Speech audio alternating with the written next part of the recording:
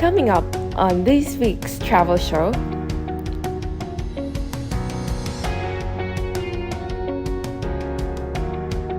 tourists are now getting a glimpse of the reality of life in the slums of a developing country.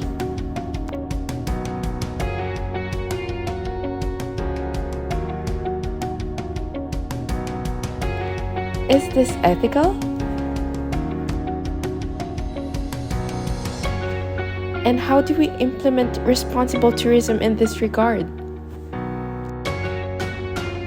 This is RRU's The Travel Show.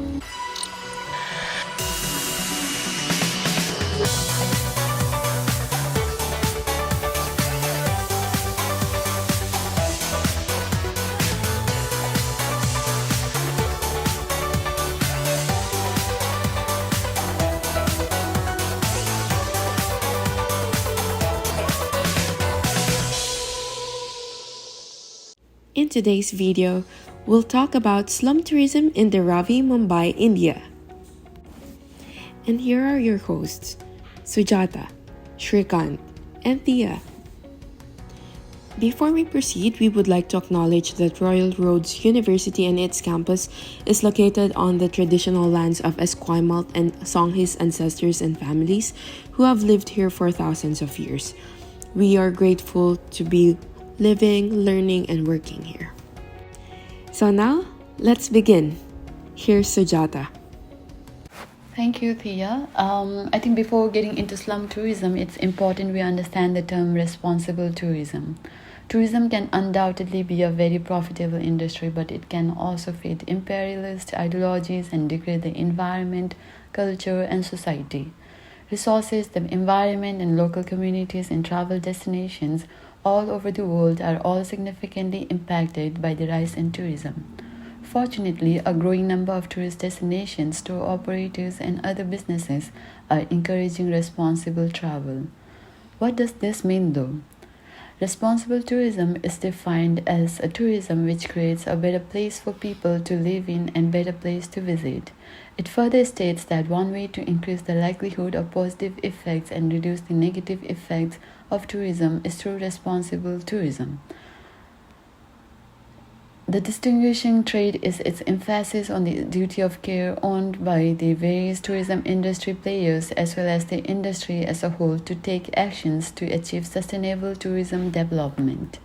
If responsible tourism is to be accomplished, a well-planned effort must be made to rally support for a destination's management, operational methods, and even the regular actions taken to sustain tourism in a location.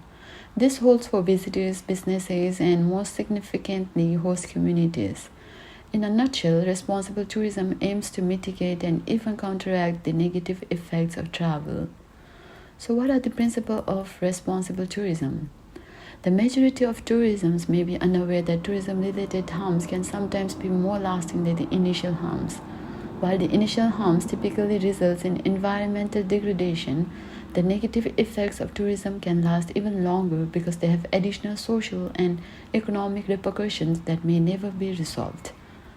It is rightly stated that the attainment of responsible tourism requires careful management of tourist and residents' behavior to prevent deleterious effects on the environment, socio-cultural settings, and visitor satisfaction.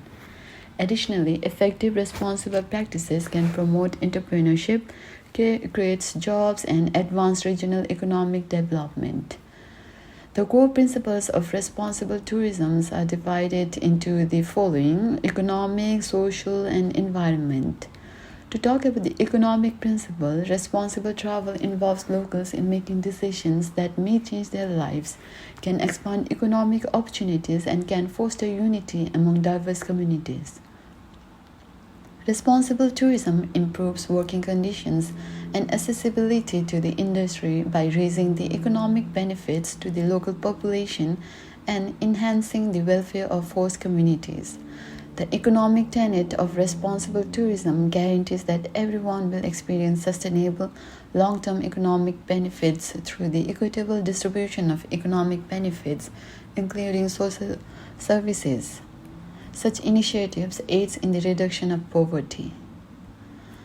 In terms of social principle, responsible tourism enhances interactions with locals. It places visitors in realistic, unnatural settings that haven't been meticulously maintained to produce an unnaturally perfect world.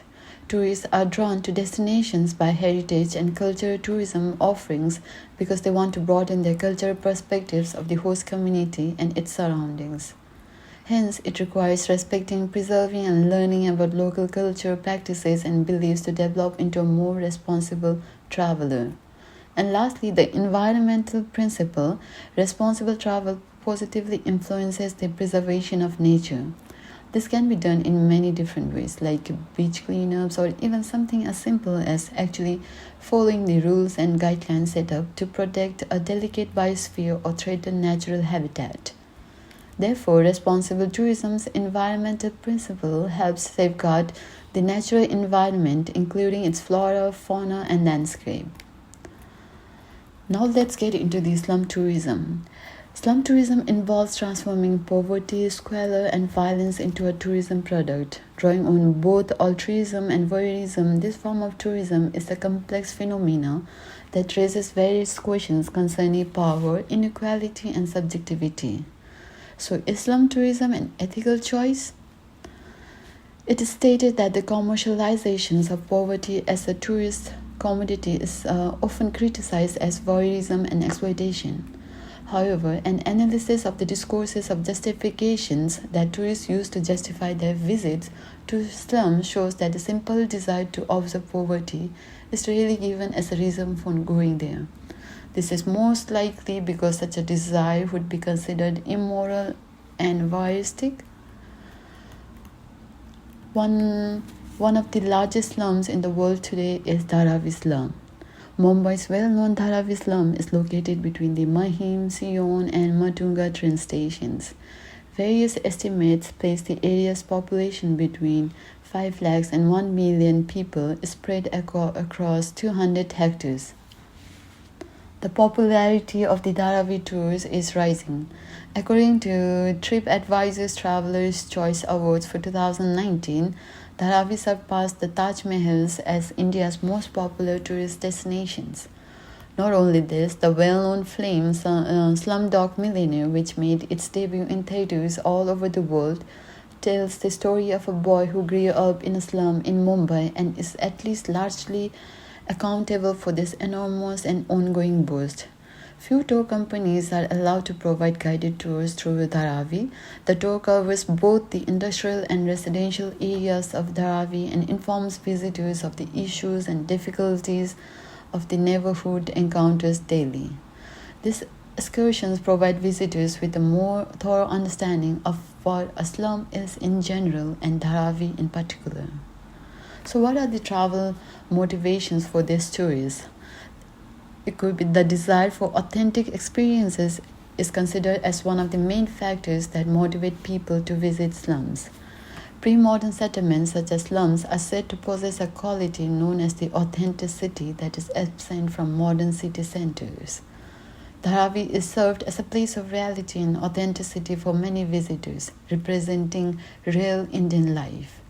Foreign travelers to India who want to visit a slum are becoming more common because of the recent media attentions given to Indian slums. The increasing prevalence of images of Indian slums in Western entertainment-related products had somewhat contributed to the rise in the number of Western tourists visiting slums while traveling through India. The traditional textile and pottery industries predominate in Dharavi. However, it's not only the factors that draws visitors to this unique slum. A sizable recycling sector is also responsible for distributing recyclable waste from other areas of Mumbai. In Dharavi, nothing is wasted. Plastic, auto batteries, computer components, and any other kind of scraps are all acceptable materials. Its recycling and reuse of waste fuel its economy. So, what are the motivations of the host country to engage in slum tourism? It's said that the goal of slum tours in Dharavi is to change how the general public views poverty and its negative connotations. The tour operator's main objective is to change and improve the unfavorable perceptions of Dharavi. It aims to break down stereotypes and wrong conceptions about the area and show the world that Dharavi is more than just a slum. The growth of slum tourism of Dharavi has improved the local economy by increasing job opportunities and the standards of living for residents. Not only this, the tour is widely used as 80% of the after-tax profits goes to its NGO, which is Reality Gifts. It runs high-quality education programs in Dharavi for residents as well. It offers free English and computer classes to youths in Dharavi, and people realize that such tours and tourisms give their children an opportunity that they didn't have. So now let's move to the moral issues associated with this tourism activity. Here is Shrikant who will talk more about ethical issues of slum tourism. Thank you. Thank you, Sujata. Now we can look into the ethical and moral issues. Criticisms of slum tourism. Economic leakage. The risk of economic leakage arises when not all the foreign currency earned through tourism stays within the host community unless concerned local authorities effectively manage them. Residents' perception of slum tourism may be negatively impacted by significant leakage. Food donation. In order to help poor, it is a common practice to portray the slum inhabitants as a grateful recipients of charity and to organize trips that promote food donation tours. The intention behind the food donation is that the food availability can immediately relieve one of their main worries. However, tourists should also value local people's pride, dignity, and survival ability. Fear of voyeurism and something to be ashamed of are ethical attitudes the recipient encounter when accepting such donations. Authentic cultural representations commodified. Tourism is the world's largest industry in terms of both the money made and the number of people employed. However, if poorly managed, it can complicate matters and negatively impact the host community by either ignoring or commercializing authentic cultural representations, thereby giving the impression of distress and suffering, which in reality might not exist to that extent. This often happens in case of slum tourism. Issues of privacy, voyeurism, and right of dignity violation. Some tourists like to visit these places as spectators, and this does not benefit communities and locations. Their goals are to see poverty, to know a different reality, and plain voyeurism. Slum tourism violates right to a dignified existence, which is the fundamental human right. The slum tour, where the rich visit the poor, shows a gap between locals and the visitors, which can lead to mental and social trauma in slum dwellers, particularly women and children who feels caged, watched, and excluded. The term slum undermines the residents' efforts to live more respectably and their aspirations for equal opportunity. Now let's see the list of stakeholders. The residents of the slum, the visitors, the tour operators, the local NGOs, people involved with tourism, and the government are the major stakeholders. Now, let's see how Kohlberg's theory can be applied on the stakeholders. Kohlberg describes the moral development as consisting of 6 stages.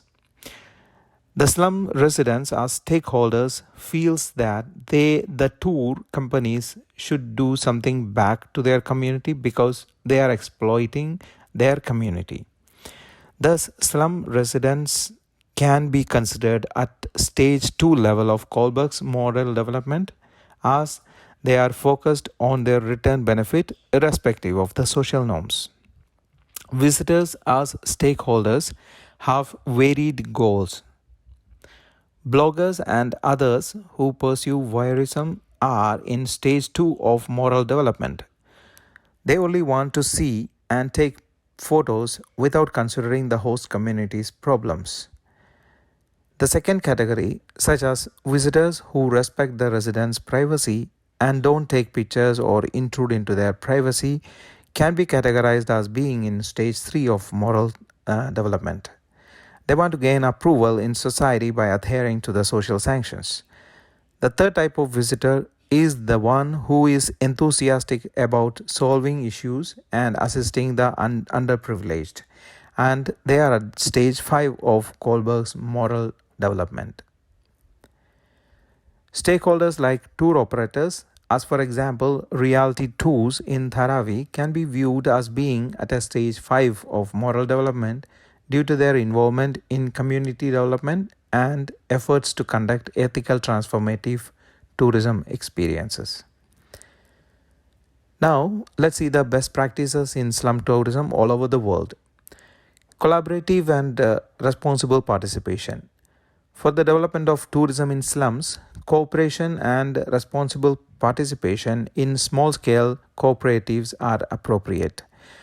This can be done by obtaining modest contributions from a sizable population of residents, allowing the funding of fair projects inside the slum. As a result, money made from the tourism can stay in the area and is multiplied many times throughout the economy. Greater local involvement and satisfaction with tourism benefits are made possible by this practice. The collaborative model was effective in Egypt. Community-based tourism. In order to make slum tourism more sustainable, there is a need to conduct tours more humanely and to ensure that the benefits accrued trickle down to the community, and advertising of slum tourism in a more respectful manner. One powerful example is the Santa Marta favela of Rio de Janeiro, Brazil, where the tour guides have organized themselves as a committee to manage the tourism enterprise collectively and to promote their services as a brand community-based tourism in opposition to outside commercial tour operators. The transformative aspect. This type of tour's ultimate goal is to challenge the visitor's perceptions, give the correct impression of slum, and the ultimately force one to re-evaluate the notion of child labor, poverty, and education. In Dharavi, reality tours conduct a pre-tour briefing where they state that the tour goer's preconceived negative image of the slum as a dangerous place, dirty with people sitting around doing nothing, will be transformed at the end of the trip. The tour shows the positive side of the people and the enterprise in the slum despite the adverse circumstances in which they live. The tour encourages visitors to question their observations constantly. Throughout the tour, the guides invite questions and the travelers frequently take the opportunity to raise new issues that are important to them. They show various significant problems of the slum and prompt the visitor to wonder what can be done as a solution. Apart from this, reality tours spend 80% of its profit on community development in the slum through NGO. Reality tours and travels measure their success not based on revenue or profit, but on the extent in which they are able to correct the negative images of the slum. This company could be considered as a valuable model for other slum tourism enterprises worldwide. Thank you. Now we can see the gap and the suggestions for improvement from Thea. Thanks, Shrikant. So, Shrikant has described the best case scenario in any slum tourism destination. But the unfortunate reality is that this is not always the case. And don't get me wrong, there have been efforts to apply ideas like ethics, corporate social responsibility, and the triple bottom line in the tourism industry. However, not all countries respect these ideas. This occurrence is especially clear in the case of unusual but growing forms of tourism such as slum tourism. So now let's dive into the truth in the Ravi slum tours. A study conducted by Cardoso et al. 2022 very recently revealed that residents perceive fewer possibilities for slum people and that the perceived adverse effect of slum tourism outweighs the predicted advantages. Some of the statements from the questionnaires that gained high percentage, and I quote, hard to accept slum tour, it is embarrassing, money goes to outsiders, and slum tourism increase human traffic. These perceptions are notably connected to another study by Slicker and Cohen's 2015, which revealed no prior consultancy with the residents before the slum tours were conducted. The same research also shows that residents have expressed feelings of pride and attention shown to their hometown by visitors. However, the economic advantages of the tours only go to the minority of the community. The benefits were not discussed enough, even to the point where the locals claim just tiny amount of support from the region, implying that they are either unaware of the benefits or do not experience it in their everyday lives. Also, another resident worries revolves around the likelihood of tourists linking the place, the Ravi, with negative connotations like filth, poverty, and criminality, which might insult the local community. Locals also believe that the tour companies portray the Ravi in an unfavorable light. It is likely that movies like Oscar-winning Slumdog Millionaire have played a significant part in this, shaping the city's reputation with hopes of meeting the expectations of prospective tourists, helping to spur the city's rapid development. Now, relating to the best practices in slum tourism and the reality in the Ravi, what could have been the gap? Our assessment found that transparency, community involvement, and participation must be included. These are important as locals welcoming tourists should not be construed as absolute approval. The general public's favorable view of tourism may shift if slum tourism fails to address local concerns and incorporate them to its expansion. Promoting the openness of slum tourism business and encouraging participation from locals can help prevent this kind of thing from happening.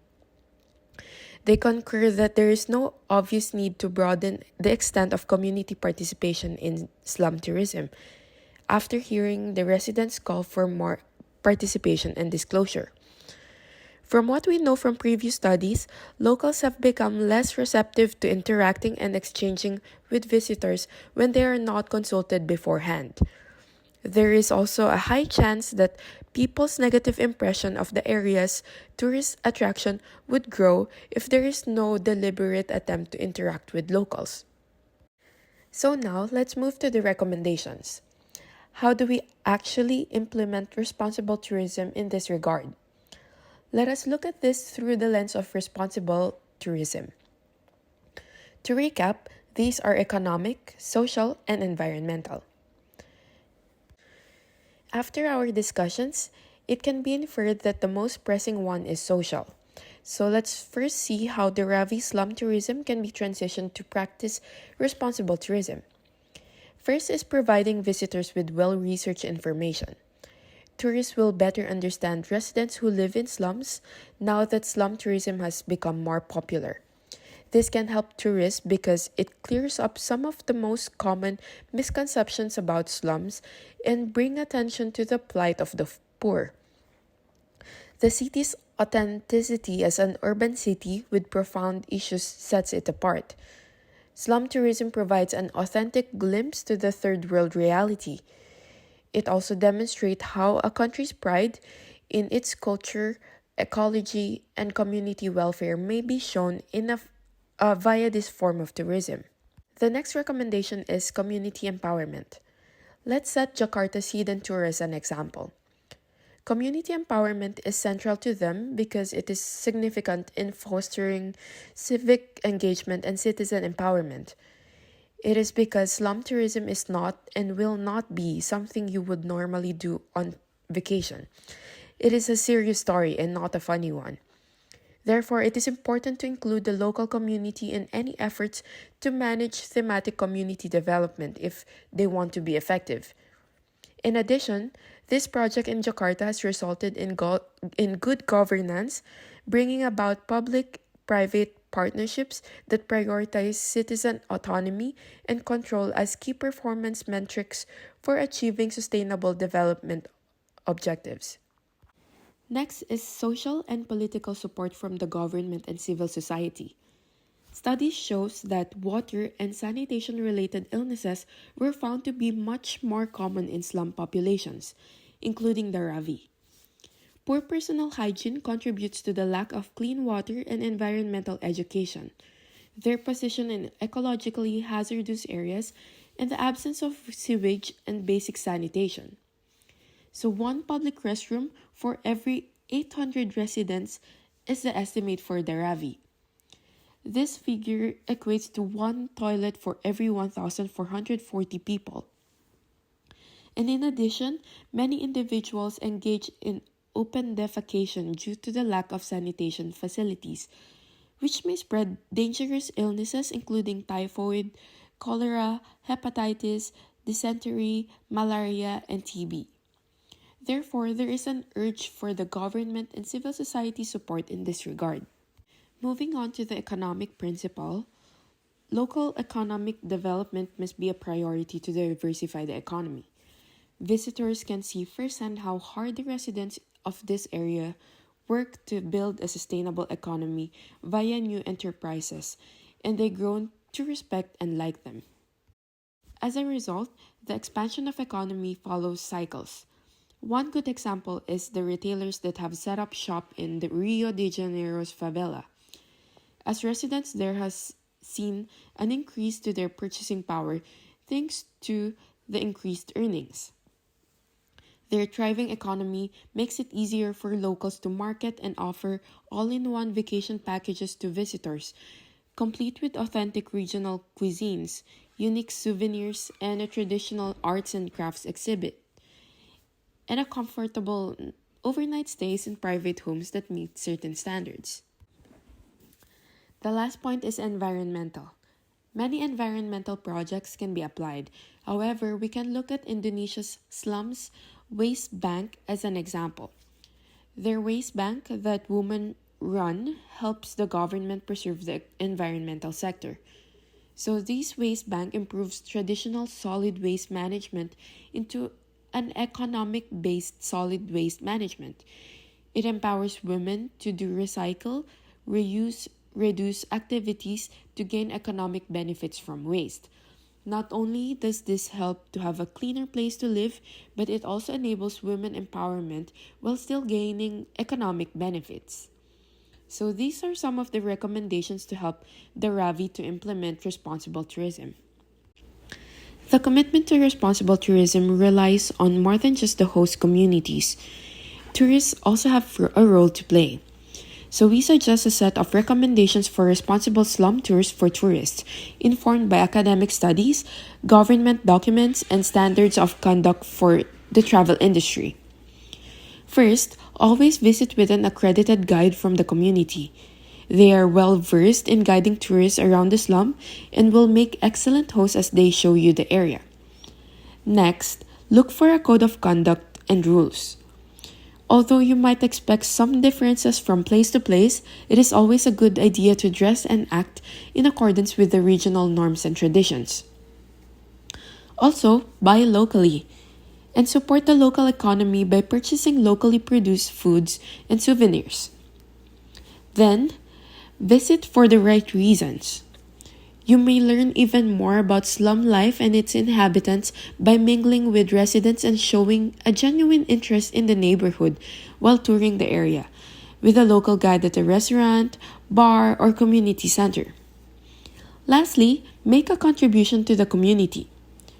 Residents of slums frequently point to the fact that slum tourism does not always help local community as a major criticism to the industry.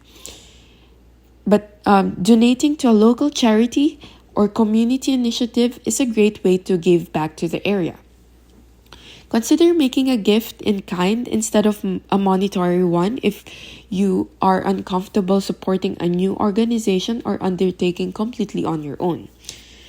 To ensure that gift is both valuable and appreciated, it is always best to perform some preliminary research. To finish off, let me end this with a concluding remark that slum tourism in the Ravi needs to be fixed, not erased, because slums and their residents are not problems. The real problem is the implementation of responsible tourism development. And with our recommendations, we hope that this can provide insights to both the community and tourists to commit to responsible tourism, which can benefit everyone. Thank you. Hope you learned something today. Thank you, and till next time. Bye.